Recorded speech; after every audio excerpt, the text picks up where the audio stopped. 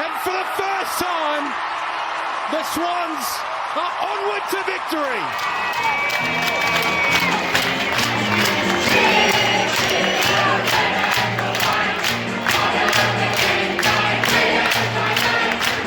Welcome back to A Bevy of Bloods, a fan podcast of the Sydney Swans Football Club. So to all you loyal Swans out there who just can't get enough of the red and the white, fluff up your tail feathers and settle in for a potentially biased yarn about all things to do with our beloved Bloods.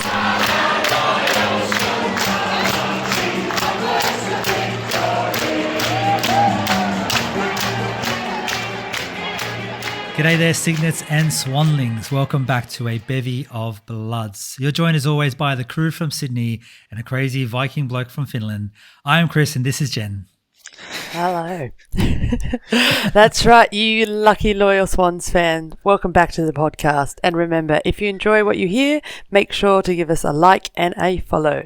Today we're here to talk about the game against the Richmond Tigers. So let's kick things off with a quick game recap.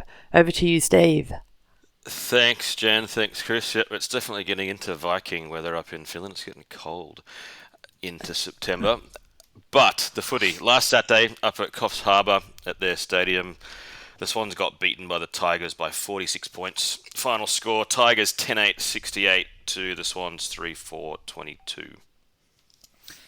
Right, so the season is banging on third round, of course. We've played up against what's going to be pretty competitive, well, three quite competitive sides, kicking off the season pretty strongly against the Pies, and now with the loss against the Saints and the Tigers, the whole season starts to kind of show what it's going to look like, and we're going to get into the latter implications a bit later with Steve-O. But Steve-O, I might just pass straight to you, mate. The game in itself, what did you see? How did you feel about it? Oh, watching it live, I mean, I was disappointed because, you always want to go into a game and expecting to get a win, and this one was done by quarter time. They kicked 5 goals to our nothing in the first quarter, and it's pretty hard to peg that sort of margin back. So, I mean, even in the first quarter, their quarter time score was 9 points more than what we ended up as our final score. So we were never really in the contest on the scoreboard, at least. But on the field, it was quite different, like especially the second and third quarters. The Swans, we won quarter 2 and quarter 3 by a point if you combine those two quarters, but then ended up still losing by 46 because they kicked 5-0 in the first and 3-0 in the last, and they pumped up their percentage and did a bit of damage to ours. And really, it was the same as last week against the Saints. They kicked none 6.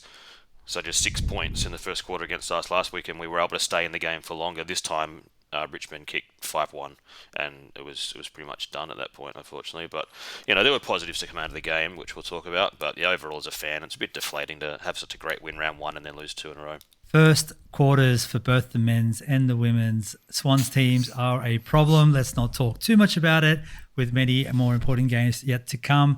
Jen, talk to us. How did you feel about the game? Yeah, I have to agree there. Our first quarters, I don't know what's going on with the Swannies, why we can't start well, both in the men's and the women's. But as you said, I thought apart from quarter one, I did actually think it was a good loss, which is a weird thing to say, but I thought there were a lot of positives to take away from that game. Obviously, the Tigers, both Steve-O and I, we did predict that maybe we would lose this game. I know that Chris was very positive with his prediction. But bold is the word. Yeah. Bold prediction. But the Tigers, very, very impressive game by them. I mean, they've got so much experience across the parks with Katie Brennan. She's been an inaugural player, come across from the Bulldogs to begin with, and then the G-Train, Sarah Hosking, Aisling Sheeran, Mackenzie, who was just off the leash actually in that game. I thought that she would have been the best on ground in terms of stats everywhere. She was really impressive. But yeah, we stuck with them. We stuck with them in that second and third quarter. I really think that it looked like they were mixing the magnets around as well. They were trialling some things, and maybe this was the game to do it, knowing that maybe they weren't going to come away with a win this game. So I thought there were a lot of players who actually had their moments across the park, and we did hold them between the arcs for a long period of time in the second and third, and we were playing the full width of the field as well. Just unfortunately, they played it a lot better, and they were just cleaner with everything across the parks, marks, handballs, contested possessions, they were impressive. But pretty proud of the girls for what they brought, and they brought it till the very end. They didn't give up. So that's kind of what the theme is a little bit, isn't it, here, Jen and Steve-O? It's just the cleanliness that Richmond played with just seemed to be that extra polish that, our girls are just kind of wanting to get to, but just not quite there, Steve-O. What'd you see? Yeah, and it's hard to, I think in the season, we're only 3 weeks in, but we only have 11 weeks anyway, and think about the teams that we've played in the last couple of weeks, like the Saints last season and the Tigers, neither of them made the finals, nor did Collingwood, who played round one, but those three teams finished 9th, 10th and 11th, and we finished 8th. So really we've had us as 8th playing, first 11th and then 9th St Kilda and then 10th, which was Richmond. And those teams, I think Saints finished on the same wins as us last year on 6. I'm just looking at the ladder now. Yep, it's 6 wins. And Richmond and Collingwood both got 5 wins. So we've played 3 teams that were roughly in that same block with us, and we're getting a bit of a read of who's going to be good this year now after 3 weeks in. But what this result does do is it puts us in a very vulnerable position, because we're now 1 and 2 with 8 games to come and a percentage of 67. We've got a real kick in the percentage, and we need. I just looked at the ladder, like the for and against, just to get back to 100 on percentage. Now we'd need a 47-point turnaround over the remaining matches that we've got just to get to 100, which isn't even the most competitive percentage. So this week is huge against the Giants, and then we've got the Dogs after that. Then we've got the Bombers, who's another one of those teams who is thereabouts. They finished 7th on the same wins as us last year, the Bombers. Probably need to win all 3 to stay in the hunt for the finals, at least 2 of them. And it's such a short season that you just can't get too much of a gap. Like once you're a fair way behind on the win-loss column, it's really hard because you just don't have enough rounds to get on a big run and make up an early season dip. So really, really want to win this week for sure, I think, is the first step. Yeah, 100% agree. I think we really need to win at least these next 2. I think they're gettable games against GWS and definitely the Bulldogs with the season that they're having. Haven't watched too many of the Essendon games, but I know they've got some star players in that team as well, so that might be the hardest of the 3 coming forwards. But yeah, it is such a short season. That's why they need to change it around, give us some more games, get everyone to play everybody. So frustrating. You really don't get a sense of exactly where everyone stands there, do you, within the season that way? We are just hopeful that we get to play. We're just hopeful that these really hard matchups that we are going to get to, we'll have to win them, and there's no room for a lull throughout the season. There's no room for the girls to really get themselves rolling. There's no room for a lot of connection. It is purely down to the ground and gritty. And when you lose somebody like Morfitt, which we'll get into a little bit, of course, Chloe Malloy has been well documented how much she means to us. The whole team is all of a sudden on a bit of a back foot. So there's a lot of pressure on the girls for the next few weeks, but if anyone wants to back them up, it's definitely going to be ours. Sorry, Steve, you were saying there, mate? Oh, yeah, just and because really, if you think the fixture is going to decide, it does every year in the AFLW, decide who finishes top 8, who finishes top 4, who hosts home finals. All this sort of stuff is decided very heavily by an imbalanced fixture, like a very imbalanced fixture. And we've started off this year with 3 games you'd think are roughly 50-50 games. We've won 1, we've lost 2. We've now got the Giants and the Dogs, like Jen said, that we'd be hoping to get wins against, and then Essendon, which is probably another 50-50 game. And then we finish off with a really hard run. We've got the Cats and North and I think Brisbane in the last 4 or 5 weeks to do with all 3 of them. So the fixture is a huge part of it, and why we can't have 17 games and a balanced fixture is beyond me. I mean, I've seen competitions do it in a round robin. Not that I'm suggesting we should, but we definitely could do a whole lot more in this competition, given how much the girls are having to sacrifice already. I'm sure the fans are kind of itching at the opportunity to do so. We'll get into a little bit later about the Ladies Lounge in Sydney that is celebrating ladies sport, but we'll get into that a little bit later in the podcast. Look, there was some fantastic things that happened. Jen, you're going to stick into a few of them. What are some of the great players that we did see on the weekend? Yeah, I was still pretty impressed with so many players across the park. I mean, I think disappointing in that first quarter. Obviously, Mitchell probably inexperienced against Katie Brennan, but she came back in the second and third quarter and kept her goalless in those 2 quarters, and she did come back late in the fourth. Obviously, someone went out to her and said, you need to put more body on her. There was a moment in the first where I saw her, she had her back to the kicker just outside forward 50. She had her back turned and just had her arm outstretched onto Katie Brennan. And I was like, no, you need to get so much more body on her. You can't let her have a leading channel. And straight away, she let up the guts and got a goal. But I thought across the park, our backs had a really great game. BT, massive again, playing undersized on the G train, and she kept her to 1 goal, which is massive because she has been known to get plenty of goals across the years that she's playing. Yep. Yeah. I thought heads and Hosking might have got into a bit of a argy-bargy, the amount of heat that was in their battle for the game. I was like, oh, this is about to boil over. But I thought she really held her down as well.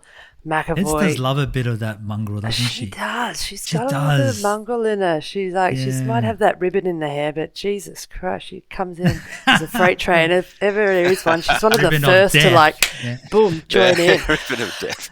Yeah, I did. Like a one thing about her, did she dye her hair darker? Because now I'm struggling. She did. Can you reverse the tint, Ella? Like, help us out here a little bit. Like, it's hard to see some of the girls. Like, yeah, we've spoken about this last year. We needed some girls with some more crazy haircuts because if they're all got it long and they're all brunette, it's really hard to bloody well see. I like Cynthia Hamilton with the headgear was great. The headgear made it easy, but it's gone. Yeah, and then she's taken that off. Like, oh my goodness, yeah. So I anyway, know, and sorry. those two kind of look the same. I think the like Heads and Hamilton. Thank God they're at the other end of the field, because sometimes I'm like, oh, who's who? Same with like Hurley and Bullis, which we'll get into as well, because you know, even though we said one touch Conti, she got a few more touches, but 17 has a one in it. Has a one in it. Has a one in it. But the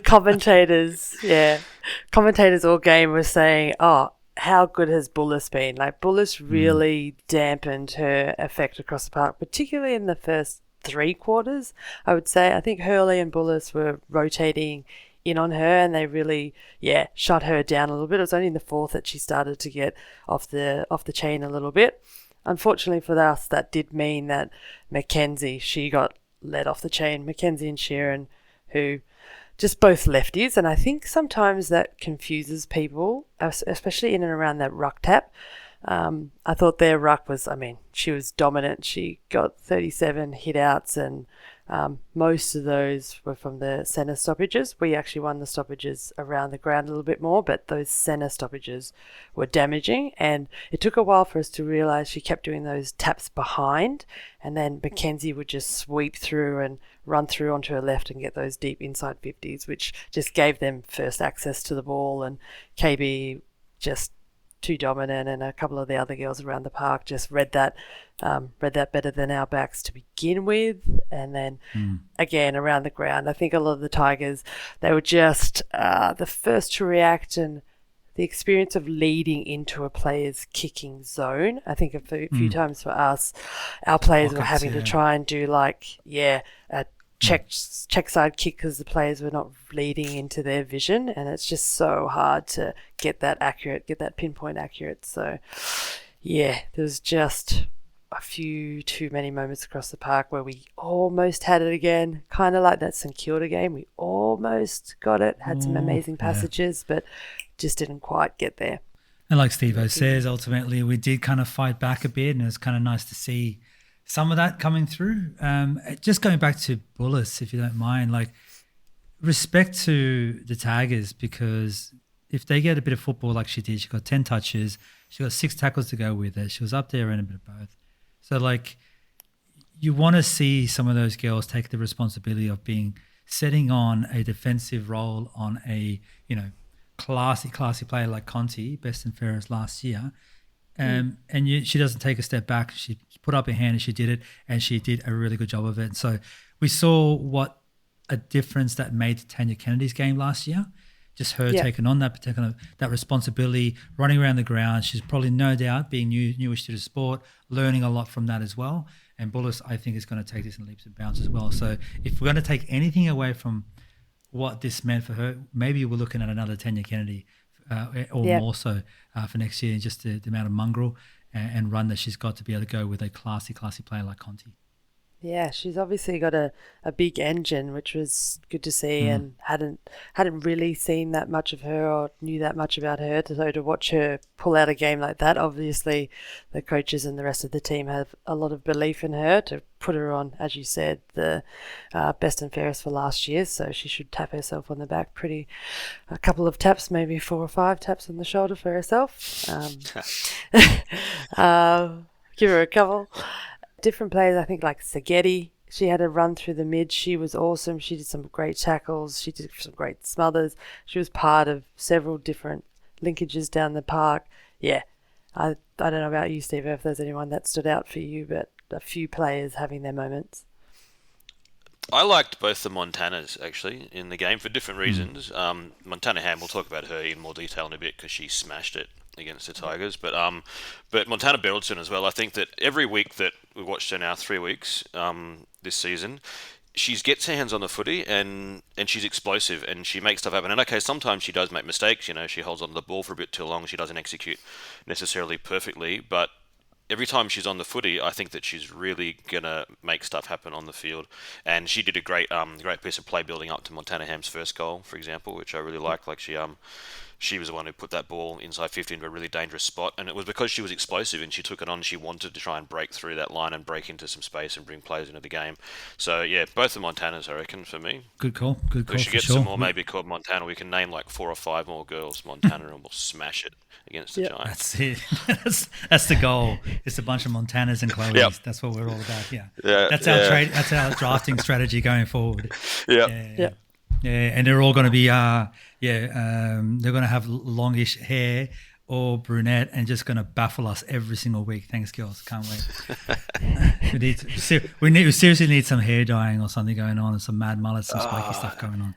Yeah, and especially bloody. Sorry, Jen, go. Yeah. I was like, at least some different coloured ribbons or different length ribbons or a few buns. Someone put a plait in. Yeah, pigtails, something, just a slight change. I don't know. Yeah. Oh man, and in these, like when you're at Coffs Harbour, because the it's not like you're playing at the MCG or the SCG, and they've got all of these brilliant camera angles and all this crap. Then there's limited camera angles, so often it's from a distance or it's on a poor elevation or you can't see the number. All this stuff's really really tricky to know who's got what. Yeah. But speaking of which, we should be a bit of a throw out there the Coffs Harbour International Sports Park, whatever it's called. And it looked like a beautiful, beautiful ground, and a fair few people turned up. So good on the northern New South Wales Coffs Harbour people. Well done. So like cracking day. I don't know. Yeah, it was fantastic. Steve-O, what about you, mate? A couple of stat lines I noticed you've written down here. What did you see from the game that you kind of felt that really told a story for the day? Yeah, and one of them I've put a note on our run sheet that says check the math, so we'll have to do that. I'll make you two hold me accountable. How do we? Mate, I thought at least someone I'll would. crunch a number right now. You tell me. Yeah. So I'll start off with the first one, which didn't require any math. I just took it straight from the app. Yep. So we got 23 inside 50s, but only 3 goals. That's like not much. And they got 10 from 40. So they're taking it inside almost double us and also scoring much more efficiently. So that was a big killer, I think, that stood out. I'm also going to go to my other safe stat, and then I'll finish with the tricky one. 1%ers, and look, honestly, I don't know. I mean, we know what a 1%er is. Like it's all the little bits, like the smothers and the spoils and the corralling and all this sort of stuff that you don't really get a stat for. But how they actually count these on the data sets, I don't know what determines what is what. But they had 35 to our 16, which is another huge difference. And that showed, like Jen talked about their pressure and stuff. They pressured really well, and that's part of that. So that's a big difference. That's about 40-something%. Just the top of my head, I just want to crunch some quick math for you. There you go. That's some solid math. So wait for this one. This is the one which I tried to do myself, and I'm not sure. All right, ready. I'm ready to go. I just want to also point out to everyone that I am on camera to the other hosts, and I do not have a calculator in my hand. So go, Steve. Yep. I can confirm that this is legit. So time in possession, they had 48% and we had 35%, and the rest is when the ball's in dispute, so that's why it doesn't add up to 100. But 48% to 35%. Now, if I calculate this right, that means that for every minute we had the ball, they got it for 1 minute and 20 seconds. Is that right? That's about right. Yep, that's about right. That's a lot more time to have the football in a game, like a lot. Actually, I feel, hang on, no, yeah, that's 20, 5. Yeah, so that's about right. So that's percentage-wise, that's about a third. Yes, that's right. Yep. Yeah, it's a lot of time. And so you think what you can do with a football in 20 seconds, you can take it coast to coast and score a goal if you want to. So that's a lot more opportunity we're giving them to do stuff with the ball that we don't have because they've got it for bloody half the game. Was it just us on the back foot just not being able to put the pressure down, Jen? I just think they were moving the ball better than we were moving the ball. A lot of our actual play came from balls spilling out the back, or, Montana Ham or one of the other Montanas running through, just putting under their arm and going for it, like taking on the game. Whereas I think they had a little bit more control of the ball. If you're marking the ball more across the park, which I think I did pop that down here. I didn't have the marks down here, but they had more kicks, 147 kicks to our 127, 88 handballs to our 73, 235 disposals to our 200. But yeah, when they had it, they just used it a little bit better. I think sometimes when we're under pressure, we play on when we shouldn't, which is a little bit frustrating. Like there was a moment in I'm going to say the end of the third, where McAvoy finally took a mark. She kicked it to Zagetti. Sorry, Zagetti, this is just an example.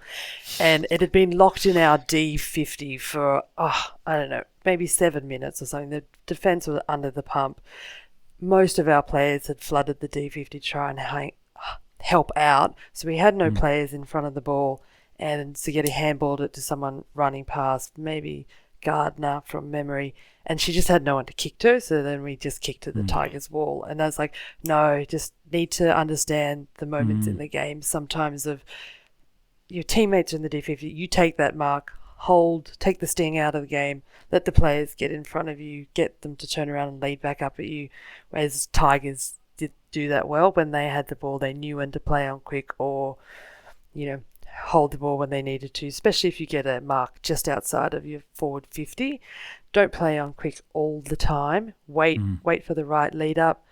We did just try and get it in there, which I do understand. Sometimes when you're behind, as much as we were behind, you want to try and get some quick goals on the board. And even a few of them, I think Priv, she got a mark in front and she went to snap it really quickly when she should have maybe taken her 30. She can get those. She's such a good kick in front of the goals, but she was just gassed. Like, she was doing a lot of work up and down the park, which we'll get to a little bit later as well. And when you're gassed, your skills drop. So if you've got more engine in your tank because you're able to take those clean marks and get a clean handball instead of a fumbly handball from the ground, you've just got more tank by the end of the game. And our girls were just chasing tail for most of it, unfortunately. So it is harder to play defence, no doubt. It takes a lot more out of you. So definitely slowing up when we had the momentum going our way. Look, I think we should get into the Bob medal. It is our equivalent of the Bob Skilton 3-2-1 points out every single week to the best girls that we see. All right, again, just like last week, there's a few different names down here, which makes me excited because we might get a bevy punch on. Let's find out. This might be the week. But as we'll see. Steve-O, I might throw it to you, mate. 3 points. Who would you be pushing those 3 points out to? I already spoke about her. Montana Ham would be my number one. She was strong. She was dominant. We talked last week about, with Chloe Malloy out, maybe this is a chance for some of these other very highly rated younger players to step up, and she really did. I really liked her game. She'd be my best. Mm-hmm. Okay, what about you, Jen? Yeah, no punch up on this one, unfortunately. Again, we're in parallel train tracks.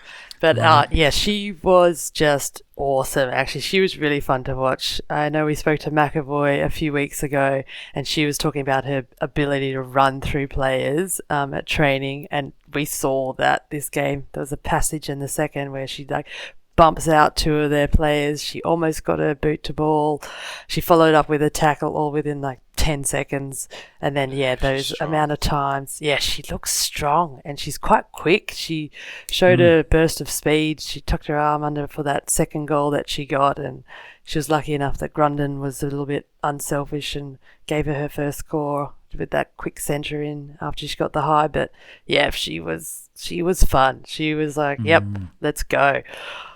Yeah, and her ability to recover, like say in the first goal we got straight out of the centre bounce in that second quarter, where she goes up, she contests the ball in the air, brings the ball to ground, and then straight away she wins it and kicks through the goal off the ground. So her ability to have that kind of impact is huge, and she's such a strong target, but she's such a good ground ball winner, and she's smart with the ball too. Like she was on fire in that game.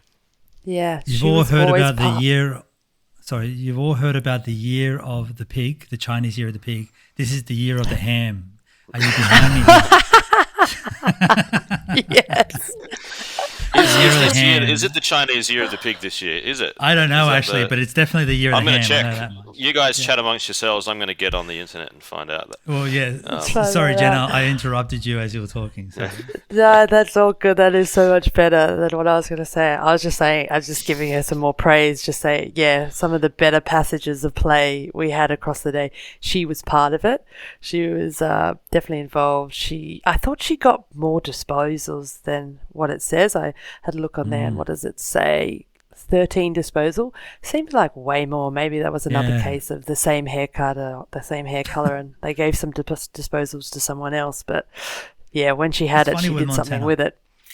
Yeah. Montana Ham is one of the girls that you can actually identify quickly because it's just the size of her. You go, yeah, okay, pretty impressive girl. Yep.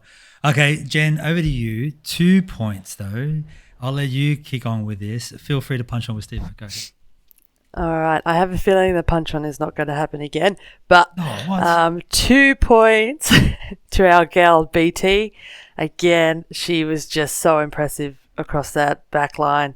12 disposals, 8 kicks, 4 handballs, 4 marks, 4 very important marks, 2 tackles. And again, playing undersized on Greiser, and she won. She won the battle across the ground. I know Greiser did get her goal, but in terms of how often she won the contest, either brought it to ground, she did this amazing smother, I think in the third, where she'd spoiled her, and then she followed up with a quick smother, which would have been a certain goal. And I'm 100% sure that when she kicked it into Greiser on the mark, I don't think Greiser was back at the 9, to be honest. So we'll take that one away as well. That was BS. All right, Steve-O, mate, what about you? Have you looked up the year of the ham yet? I've got it, and I'm sorry to say that it's not the year of the pig, unfortunately. It is. But it is the year of the ham. I think we've all agreed on that. It is the year of the ham. It's the year of the dragon, and she's playing like a dragon. She's playing like a fire-breathing dragon, so maybe that's where it's all got mixed up in the translation. But no argument with me. Tarrant, second on ground. Tarrant with 2 points on her way through. Polling pretty strongly so far this year, we must say. And we did say at the beginning of the year, there may be, we all kind of on the quiet suggested maybe an AA jacket was in line for her as well. So let's see how that's going. So far, okay. All right, Steve-O, back to you, mate. 1 point left in the Bob medal. Who have you got? I'm not even sure because there was at least a couple. Cool. Yep. And I'm not allowed to vote for Sophia Hurley because you accused me of some sort of cheating last week. No, it only started because that started because Jen started cheating. That's all, and we level that. So I'm not giving votes to Sophia, though she was very, very, very close. She was my 4th best. I had McAvoy as 3rd on the ground. She had a really good game again. All right, Jen, how do you feel about this? Look, I might have even given it to Hurley for you this week, actually, just like change over. Thought Hurley had a pretty fantastic game again, but we just keep letting you down, Chris. I think big boy McAvoy, she gets the 1 point as well. We're in an agreement. She took the marks in the important times of the game. I think she's the barometer for us. She is clever with the ball. She calms it down when we need it to be calm. She does cover a big amount of the park and just smart with the ball whenever she gets it. It's very rare that she makes a mistake once it's in her hands, and she does usually start or is maybe the second piece, and whenever we get a slingshot or a good passage of play, she's usually in there as well. So big boy, gets a point, Big boy. I think, for us. Big boy getting points as we expected. No doubt getting more hands on the ball in more dangerous areas as well, which is what we love to see. We've spoken about Sophia Hurley already a touch. And we've spoken about Bullis's game as well. Gardner also had a fantastic game, so some really notable people out there as well. I guess, is it important at this point to get into ladder implications of where we stand? It's roughly about a third of the season, just under a third of the season is kicked off. Do we feel we have an idea of where the team stands at the moment? It's hard because we haven't seen enough games from other teams, but at the same time, we've only got 8 matches left for every team, so it's almost getting into countdown to finals now, because every single win now is so important, and there's so many teams that are clustered. Like if we I'm gonna pull up the ladder, and if you look at the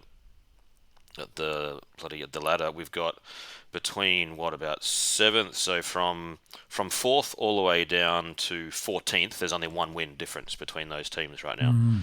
Yeah, that's a good point.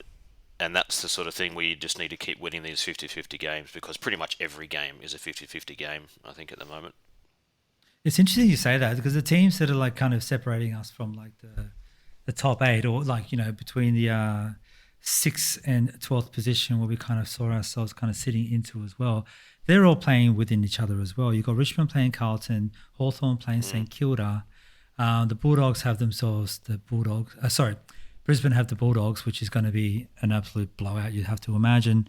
So you do have a few teams ahead of us that are all going to play each other and probably really start to throw that whole bottom 4 of the ladder, bottom 4 of the top 8 into disarray, including our game against the GWS Giants this weekend. Now, Jen, the Giants, there's all different levels of how much Sydney Swans fans like them or dislike them, respect them and don't, across the board. I've heard straight from the horse's mouth, Brenna Tarrant hates GWS with a passion, she's told us on another podcast over there. So what about you? How do you feel about all the bit of the rivalry between the two clubs? Yeah, I love that there's rivalry between the two clubs. I love that it's filtered over into the women's game, and, you know, it's the flip this way around. They're the big sister in terms of how long they've been in the competition, and we're the big brother for the men's. And we did have a little cheeky talk about, you know, it's the Battle of the Bridge. We didn't like that, and I put out my 2 cents of, I think it should be the Battle of the what did I say? Battle of the Heart, Henson Park. Anyway, but I'm glad that BT. It's on one of the group chats. You just carry on, and I'll find what you said. It was good. I'm glad that BT. The Battle of the Heart, Henson Park. I love that. The Battle of the Heart, Henson Park. So there we go. We'll fix that up. I think it's going to be. Heart. You got the Battle of the Beating Heart, Henson Park. That was it. That was your full quote. Yeah, I like it. There we go.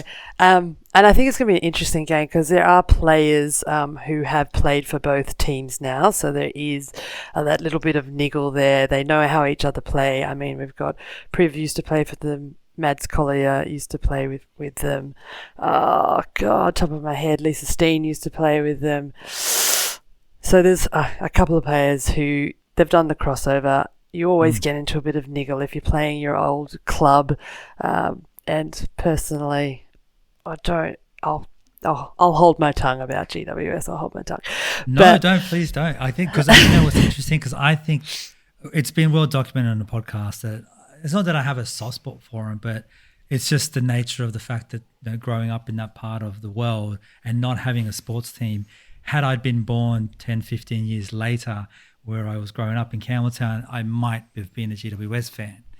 I've mentioned that before, obviously a diehard Swans fan. But what it says is there is different types of fans that can almost understand GWS being there but do not like them as soon as they hit the pitch.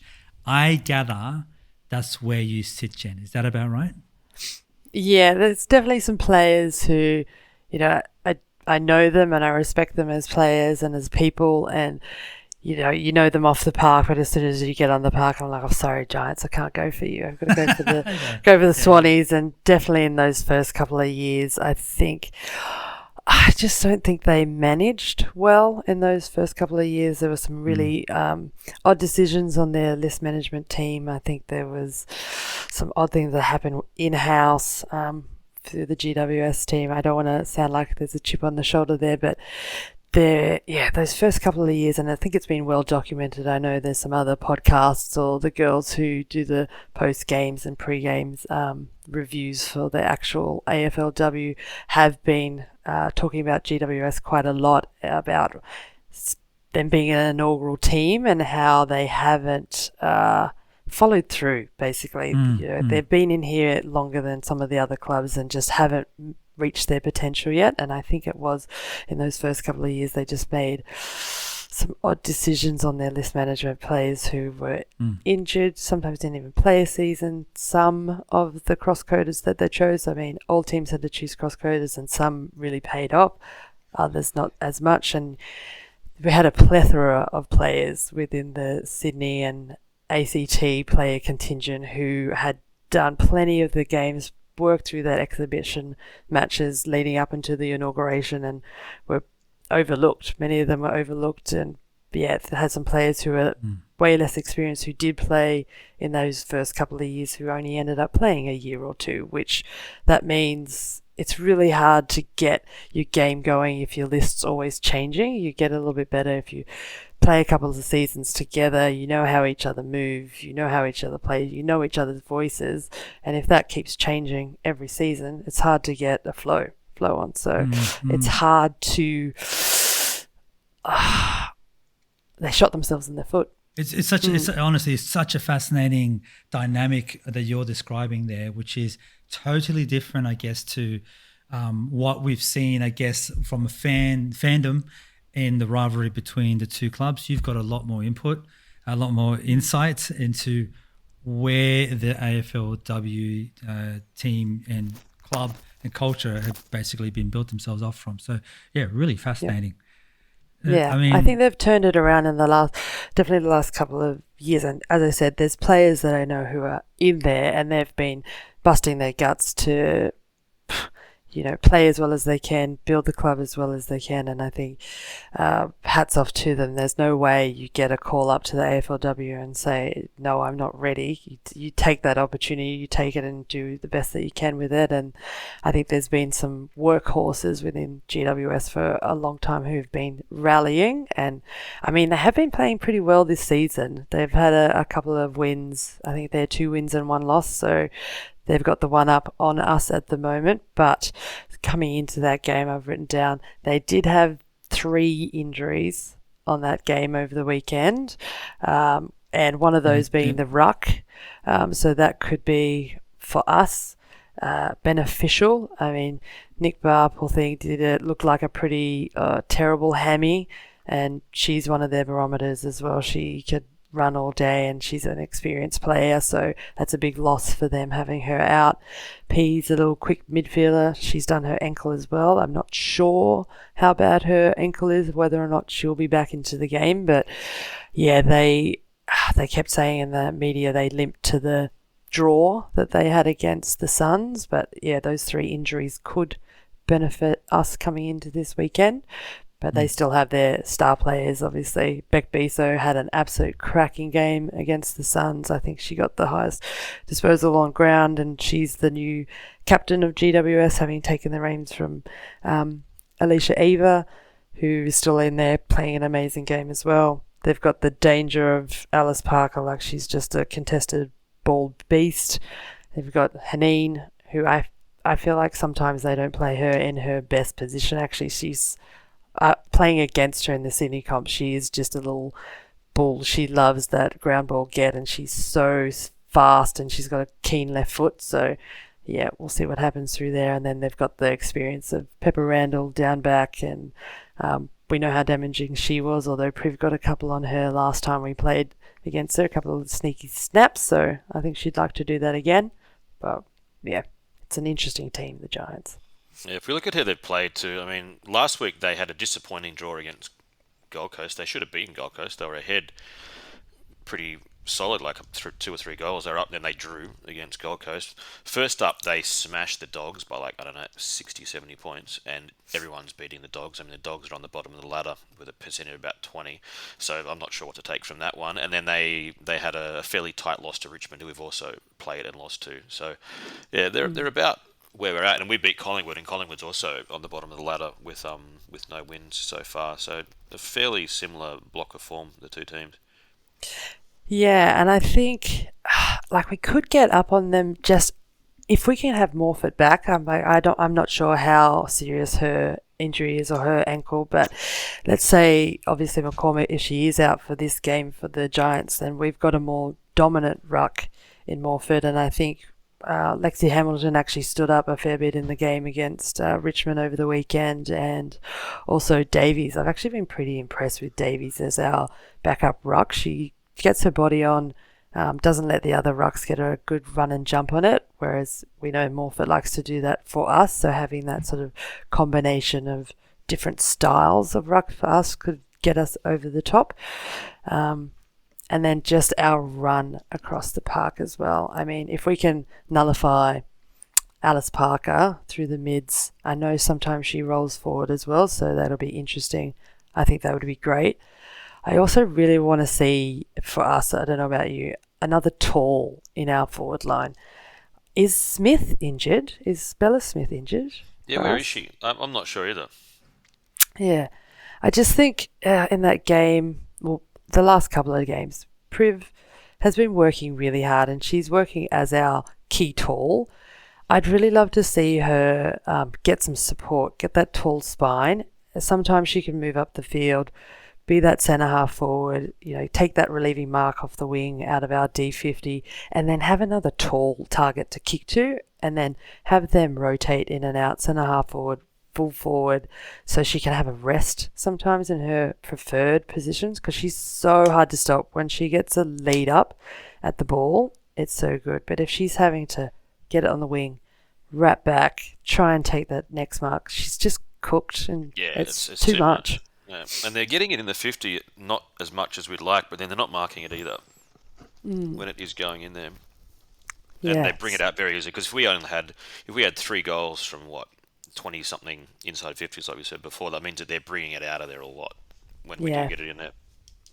Yeah, and at least contest the ball in the air. So, because if they're just taking an intercept mark because we don't have a tall representation, bringing it to ground, we've seen the speed of Berylson. She's made, I think Grundon actually, she had some great forward pressure in there.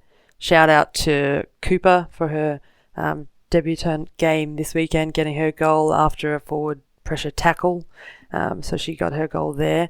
So just someone else to get it to ground so we can go to work. I mean, Lachlan's been great. She's sometimes been playing up the wing as well, so playing undersized as well, contesting, bringing the ball to ground. So, just giving us a bit more of a chance. This week is going to be massive. We've got so much going on. Like you said, Jen, like you've touched on a fair bit there and given some really good insights, just the importance that this game is to the Sydney region. Henson Park's own soul is available, right? It is up for contest. And as Swans fans, we want that soul. The Henson Park is, and if it's not the home of the first gather round for AFLW, that is an absolute, like, just a broken system, right? It's a broken, dodgy system, which we know it is anyway, but that will just confirm every part of it. But it's a huge game, Sunday, 3:05. Now, before that game does happen, make sure you got to get out there. I'm suspecting it's mostly going to be red and white, which would be fantastic because that's what we expect to see. The Swans turn up to every game. One last thing I did want to mention, the Ladies Lounge there on Oxford Street in Sydney. It is a bar that is focused on making sure that if you wanted a place to watch women's sports of any description, you have a location to do so. That is the Ladies Lounge in Oxford Street. It's a cool little place, a very cool idea, especially given how strong the Matildas have been lately. I think they're just really getting onto something fantastic. Of course, the NRL women's is doing a good competition over there, doing great stuff. The AFLW in this short season, although, is still there. And, of course, the A-League W, of course, as well, out there kicking off really, really well. I think they're playing full 27 games as well throughout the season. Not to fire off any Steve-O right now. Yeah, the A-League has, they've got a proper 3-time round robin comp.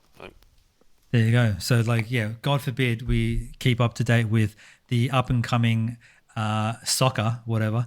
Anyway, I guess what I'm saying is there is going to be a Battle of the Bridge event at the Ladies Lounge on Thursday, where you've got Brenda Tarrant and Morfett is actually going to be there as well as a couple of the GWS girls. So please get yourself out there. The bevy ourselves, we will be there as well, having a few beers and listening in, asking some questions, and just want to be there and talk women's footy and footy in general. So looking forward to that. If you want to get any more information, jump onto our socials, of course. Jump online and just type in Ladies Lounge Sydney. You'll find it. It's very, very easy. They're doing a good job there, the girls. Steve-O, Jen, any last things you wanted to say about this game on the weekend? I'm going to say my match predictions. We haven't done that one. Sorry. I'm going to say Swans by 14. What about you, Chris? 14. All right, I'm going to go bold as always, as I've been bold and hopeless. Well, I do want to make up that percentage. And I think, Steve, did you say 45, 47 or something? I think 47, I think, is what we're behind on the ledger at the moment. It's a percentage to get to 100. Okay. I think GWS is going to be a lovely older sister and give us that percentage back because Mum said so. So 47 is what I'm saying. But 47. Wow, I'm not going to be that bold, but I just looked it up, and this is listed as a Swans home game. So Swans season ticket holders and members should have access to that, I guess, as one of their games. What do we need? 47 points. I reckon we're going to get 23 of them this week, and then the other 24 next week against the Dogs. I'm doing a 2-week prediction. Yep. Cool. Nice. I love it. Okay. No worries. We can do that. Look, it's been a really great chat. It's been an interesting setup with this game so far, and especially this weekend. So if you're in Sydney, make sure you get out to Henson Park. What was the beating heart of the AFLW? This is the Battle of the Beating Heart, Henson Park. Thank you, Jen. Yep. Beautiful. And we'll see you there, 3:05 for Bounce at Henson Park, if not at the Ladies Lounge on Thursday. But until then, up the Bloods. Yeah, Bloods. And can you Swannies?